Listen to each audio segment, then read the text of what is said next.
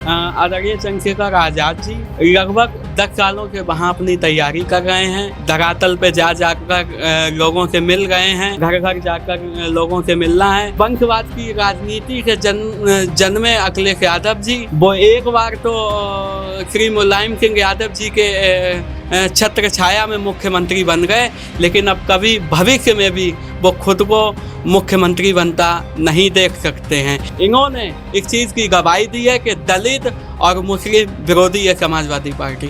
देखिए, हम लोगों के साथ गद्दारी हुई है। हम लोग किसी से मिलते हैं, दिल के साथ मिलते हैं। अब सामने वाला क्या अपने मन में लिए बैठा है उसका तो हम लोगों को संदेह नहीं था, और पूरी दमदारी से लड़ेंगे। लमसम 90,000 वोटों से हम लोग इंशाल्लाह जीत के आ रहे हैं। वहाँ समाजवादी पार्टी भारतीय जनता पार्टी से मिली हुई है। उनकी दबाव में श्री चंद्रशेखर आज़ाद जी को सीट ना दे करके अपने बैनर तले अपने प्रत्याशी को उन्होंने वहाँ पे उतारा है। हम लोग हवाई नहीं करते हैं। जितना हम लोगों को सर्वे के अनुसार डिटेल मिल रही है, उस हिसाब से हम लोग दावा कर रहे हैं।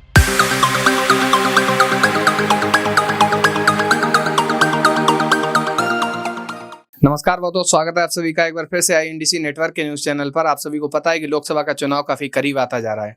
जैसे जैसे चुनाव करीब आ रहा है, वैसे वैसे राजनीतिक माहौल और ज्यादा गर्म होता जा रहा है। अभी हाल फिलहाल में आचार संहिता बस लगने ही वाली है। कुछ घंटे का समय बचा है। हो सकता है जब तक ये वीडियो अपलोड हो तब तक आचार संहिता लागू भी हो जाए। पूरे भारत की बात करें या फिर उत्तर प्रदेश की बात करें, देखा जा रहा है कि दो ही गठबंधन है। एक तरफ इंडिया गठबंधन है और एक तरफ NDA गठबंधन है।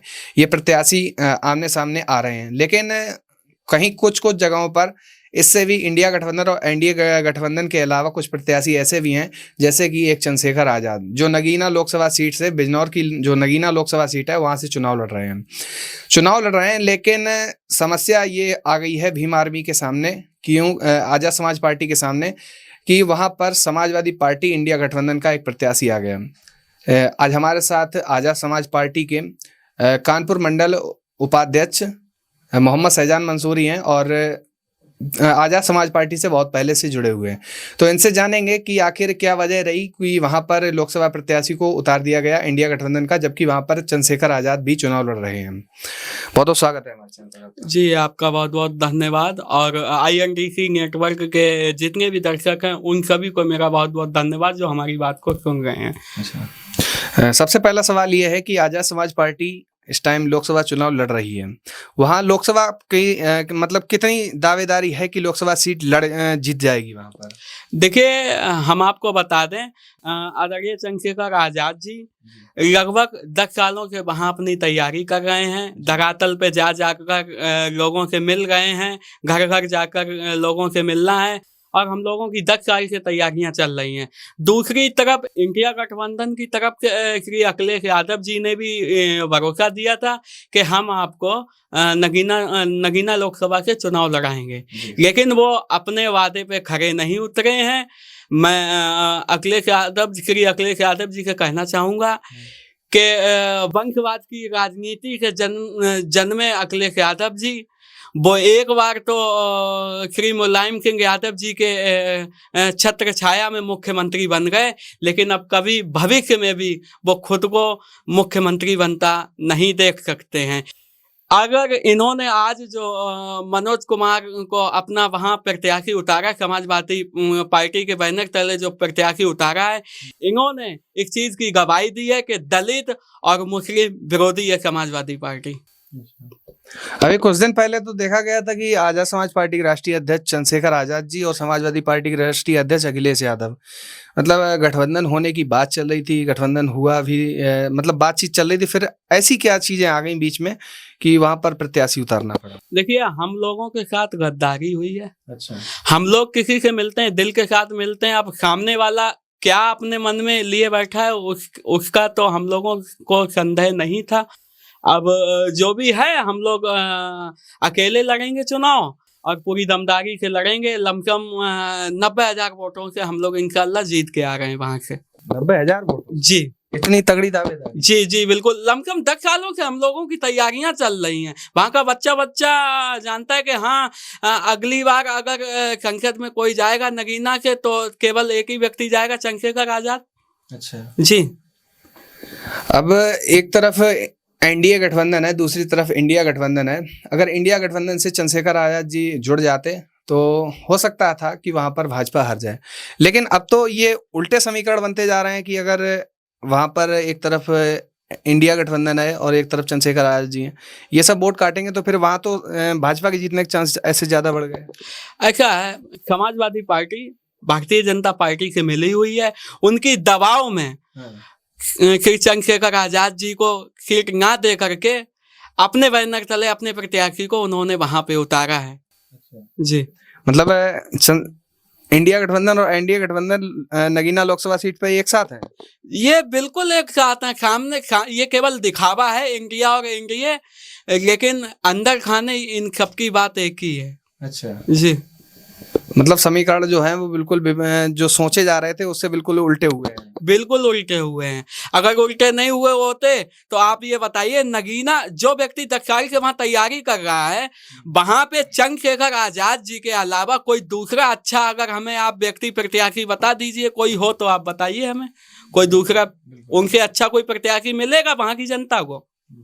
वो बात तो जनता ही तय करेगी कि वहां पर कैसा डिफरेंस है, ये चीज हम नहीं बता सकते हैं। नहीं, जनता का भी मन लिया। कल आपको ज्ञात होगा कि 15 मार्च को पार्टी के बैनर तले और संगठन के बैनर तले वहां एक अधिवेशन रखा गया था, रैली भी रखी गई थी, बेशुमार भीड़ हुई, लोगों को पैर रखने की भी जगह नहीं थी, और वो भीड़ गवाही दे रही थी कि माननीय एडवोकेट चंद्रशेखर आजाद जी 90,000 वोटों से जीत करके जा रहे हैं। 90,000 बात कर रहे हैं, 1 लाख पूरे का दावा क्यों नहीं कर पा रहे? हम लोग हवा हवाई नहीं करते हैं। अच्छा। जितना हम लोगों को सर्वे के अनुसार डिटेल मिल रही है उस हिसाब से हम लोग दावा कर रहे हैं। मतलब ये पता है कि 90,000 वोट हमारी तरफ है। जी बिल्कुल, 90,000 वोटों से हम लोग जीत रहे हैं। जी, अच्छा, मतलब 90,000 वोट ज्यादा है। जी जी। अच्छा, एनडीए गठबंधन या फिर इंडिया गठबंधन के जो प्रत्याशी हैं वो कौन से नंबर पर रहेंगे? दूसरे नंबर पर कौन रहेगा वहाँ पे, कुछ बता सकते हैं? दूसरे नंबर पे समाजवादी पार्टी वहाँ भारतीय जनता पार्टी को जिताने का काम कर रही है। तो इसलिए मुझे लगता है दूसरे नंबर पे भारतीय जनता पार्टी के प्रत्याशी हो सकते हैं, लेकिन लोकसभा में अगर जीत करके जाएंगे तो वो चंद्रशेखर आजाद जी जाएंगे। आला अधिकारियों पार्टियों के बीच क्या बातचीत हुई क्या नहीं उससे मुझे कोई ज्ञात नहीं है, लेकिन श्री अखिलेश यादव जी ने चंद्रशेखर आजाद जी को नगीना लोकसभा से सीट ना दे करके बहुत बड़ी गलती कर दी है, और इसका खामियाजा पूरे उत्तर प्रदेश में उनको भुगतना पड़ेगा। और शायद नवल किशोर साक्य जी को भी एहसास हो जाएगा, अखिलेश यादव जी को भी एहसास हो जाएगा कि क्या भीम आर्मी है, क्या आजाद समाज पार्टी है। ये वक्त आने पर उन लोगों को हम बता देंगे। तो यहाँ फर्रुखाबाद से अगर बात करें तो फर्रुखाबाद में इंडिया गठबंधन को आप सपोर्ट कर रहे हैं या नहीं कर रहे हैं? हम बिल्कुल जब हम इंडिया गठबंधन में है नहीं तो हम इंडिया गठबंधन को क्यों सपोर्ट करेंगे? भीम आर्मी के प्रत्येक कार्यकर्ता, आजाद समाज पार्टी के प्रत्येक कार्यकर्ता इंडिया गठबंधन का विरोध करेगा, और समाजवादी पार्टी के सिंबल को, जो कि वो साइकिल निशान है, साइकिल को पंचर करने का ही काम नहीं करेगा, बल्कि ऐसे कबाड़े में कर देगा कि कबाड़ी भी उसे खरीदने पर मजबूर हो जाएगा। अच्छा, इतनी बुरी हालत करेंगे? जी बिल्कुल। अच्छा, मतलब पूरा दावा है कि यहाँ से मतलब अगर हम बोल सकते हैं तो उस लोकसभा सीट को अखिलेश यादव को मतलब चंद्रशेखर आजाद को देना चाहिए था। जी बिल्कुल देना चाहिए था। जब आपने दिलासा दे दिया कि हाँ हम आपको वहां से लड़ाएंगे तो क्यों नहीं दिया? अगला व्यक्ति 10 सालों से वहां तैयारी कर रहा है। फर्रुखाबाद से डॉक्टर नवल किशोर साक्य जी लमसम हमारी परिचय से लमसम 4-4.5 सालों से वो तैयारियां कर रहे हैं। कल को ये कहते हैं कि हम नवल किशोर जी को नहीं दूसरे को लड़ाएंगे तो बताओ कैसी रहेगी?